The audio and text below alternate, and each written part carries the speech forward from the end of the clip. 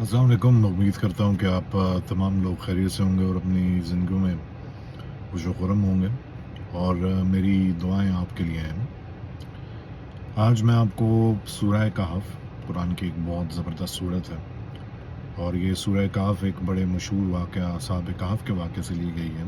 इसका नाम असहाब कहफ क्रिश्चियंस और मुसलमान दोनों मज़ाहिब में, इस्लाम दोनों मज़ाहिब में ये वाक़या है। इस सूरत में सिर्फ असहाब कहफ का वाक़या नहीं है, इस सूरत में अल्लाह ने एक और वाक़या भी बयान किया है और ये वाक़या आयत नंबर 32 से लेकर आयत नंबर 44 तक है। तकरीबन 11-12 आयत के ऊपर ये वाक़या है और मैं आज आपके साथ ये वाक़या शेयर करना चाहता हूँ।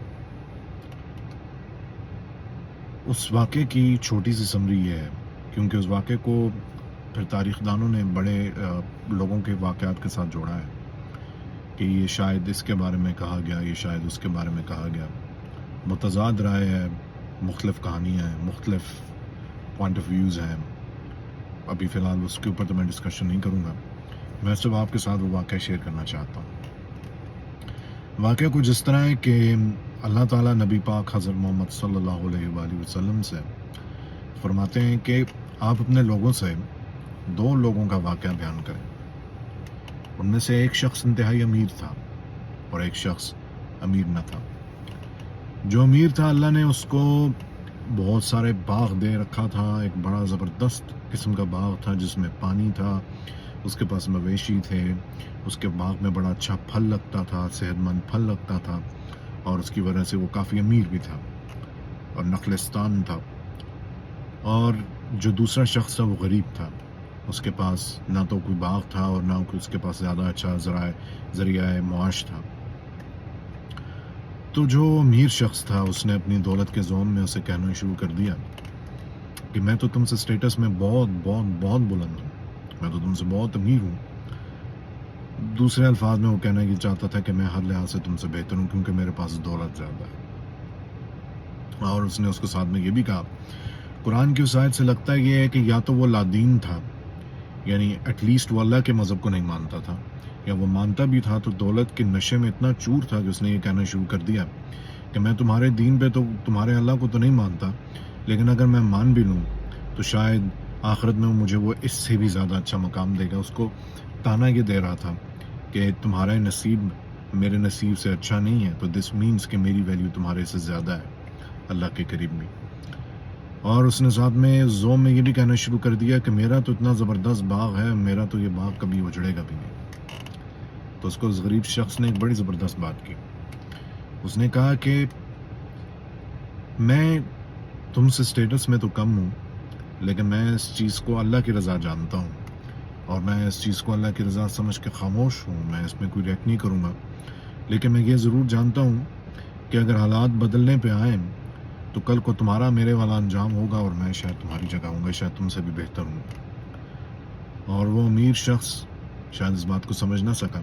जब उसके ऊपर हकीकत खुली और जब वो गरीब होना शुरू हुआ, उसका बाग उजड़ गया, तो अल्लाह ताला कुरान में फरमाते हैं कि हमने उससे वो तमाम चीज़ें छीन ली जिसका उसे ज़ोम, उसे गुरूर था, जिस पर उसे बहुत नाज था। और उसके बाद क्या हुआ? उसके बाद वो गरीब हो गया।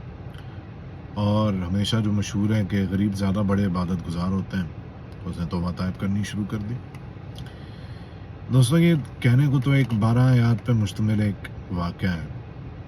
हमारी आदत है कि हम अरबी पढ़ते तो हैं कुरान की, लेकिन तर्जुमे के साथ नहीं। इस वाक़े में अल्लाह ने बहुत सारी चीज़ें पॉइंट आउट की हैं।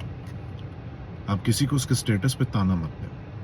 कोई बंदा अगर अमीर है तो उसको ये हक नहीं कि वो किसी गरीब को ताना दे सके, और इसकी बेसिस पे कोई ये नहीं कह सकता कि मेरा नसीब फलाने से अच्छा है, मेरी किस्मत अच्छी है तो दिस मीन्स कि अल्लाह मुझे नवाज रहा है। शायद अल्लाह आपको आजमाइश में डाल रहा है और शायद अल्लाह ने दूसरे शख्स को भी आजमाइश के लिए चुना नहीं है, उसकी आजमाइश का तरीका मुख्तलिफ है दूसरे इंसान के लिए।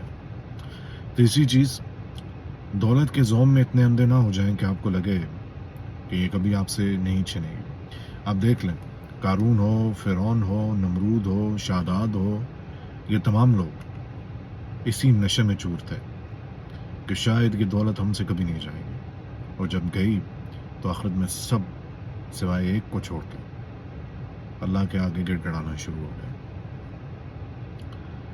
لہٰذا دولت کو پیرامیٹر نہ بنائیں. میں یہ بات آج اس لیے کر رہا ہوں کہ میں دیکھ رہا ہوں ہمارے معاشرے میں میرے اپنے آس پاس کے لوگوں کا حال یہ ہے کہ جو امیر ہوتا ہے اس کے آگے جی سر جی سر جی سر، اور اس کو بڑا عظیم انسان سمجھتے ہیں، اس کو بڑا پرفیکٹ سمجھتے ہیں. اور جو غریب ہوتا ہے اس کی کوئی ویلیو ہی نہیں ہوتی، اس کی کوئی عزت ہی نہیں ہوتی. اگر میں ایک دن رولیکس کی گھڑی پہن کے چلا جاؤں تو ساری دنیا میرے ساتھ، اور ایک دن مکی ماؤس کی یا کیسیو کی کوئی گھڑی پہن کے چلا جاؤں تو شاید کوئی بندہ مجھے گھاس بھی نہ ڈالے. آج کل حالات یہ ہو چکے ہیں. اور اگر آپ کو اللہ نے کچھ دے رکھا ہے تو خدا کے لیے اللہ کا شکر ادا کریں، اس میں غرور میں مت آئیں. میں دیکھتا ہوں آج کل کے دور میں پیسے پیسے پیسے، جس کے پاس 4 روپے بھی ہیں وہ بھی جتانا چاہتا ہے دنیا کو کہ میرے پاس پیسے آ گئے، میرے پاس انکم ہو گئی ہے. اگر آپ کا اس بندے کے ساتھ کوئی بات ہو تو وہ بات بات پہ کہے گا میرے پاس اتنے پیسے، میرے پاس اتنے پیسے، تمہارے کتنے پیسے، میرے اتنے پیسے، میری اتنی انکم. اور پھر یہ سب سے آج کل تو کسی زمانے میں ٹپوریوں کے بارے میں کہا جاتا تھا، جو ان میں سے کسی کے پاس 4 پیسے آ رہے ہیں تو کوئی بندہ کرتا تھا السلام علیکم جناب، تو وہ کہتا تھا اگر پیسے چاہیے تو پیسے لے لو، پر سلام مجھے ذرا تھوڑے طریقے سے کیا کرو. پیسے چاہیے تمہیں کیا، اس لیے مجھے اس طرح سلام کر رہے ہو، ہاں لے لو پیسے. اس طرح کی باتیں ٹپوری کیا کرتے تھے. اور آج کل ہمارے ماشاءاللہ جو سو کالڈ شرافا ہیں وہ بھی یہی باتیں کرتے پھرتے ہیں. مجھے تو انفیکٹ گھن آنی شروع ہو گئی ان لوگوں سے. گھن کہنا غلط بات ہے، مجھے ترس آتا ہے ان لوگوں پہ. اور میں اللہ سے ان کی ہدایت کی بھی دعا کرتا ہوں جو بات بات پہ پیسہ اٹھا کے لے آتے ہیں اپنی گفتگو میں. اور یہ ایک آزمائش ہے، غربت بھی آزمائش ہے اور امارت بھی ایک آزمائش ہے. ان آزمائشوں سے گزرنا بڑا مشکل کام ہے. آپ کا یہ پیسہ، آپ کی یہ غربت آپ کو کسی نہ کسی جگہ پہ پہنچا دیتی ہے. اور پھر آگے پیسے کی بھی 2 اقسام ہیں، حلال اور حرام. پہلے کہتے تھے کہ حرام پیسے والے جو ہیں وہی کیا کہتے ہیں اسپوائلڈ ہیں، پھٹے ہوئے ہیں، یا میرے جس علاقے کا میں وہاں پہ کہتے ہیں پھٹے ہوئے ہیں. اور جو پہلے حلال والے ہوتے تھے وہ بڑے شریف ہوتے تھے. اب ہر جگہ کا یہی حالات ہے. اپنا خیال رکھیں، اس آزمائش سے دعا کریں اللہ آپ کو کامیاب کریں. اور قرآن کی اس آیت کو ضرور پڑھیں، ان آیات کو ضرور پڑھیں. اگر میرے اس میسج سے کوئی انسان اپنا دماغ تبدیل کر لے یا کسی کو قرآن پڑھنے کی توفیق ہو جائے، میرے نزدیک اس سے بڑی میرے لیے کوئی سعادت کی بات نہیں ہے. لہٰذا ضرور قرآن پڑھیں، قرآن کی آیات پڑھیں، ان کا مفہوم تلاش کریں. انشاءاللہ آپ کی حالات بھی بدلیں گے. میں نے اس چیز کو وٹنس کیا ہے کہ حالات بدلتے ہیں، اور انشاءاللہ آپ کے آس پاس کے لوگوں کے بھی حالات بدلیں گے. اپنا بہت سا خیال رکھیں.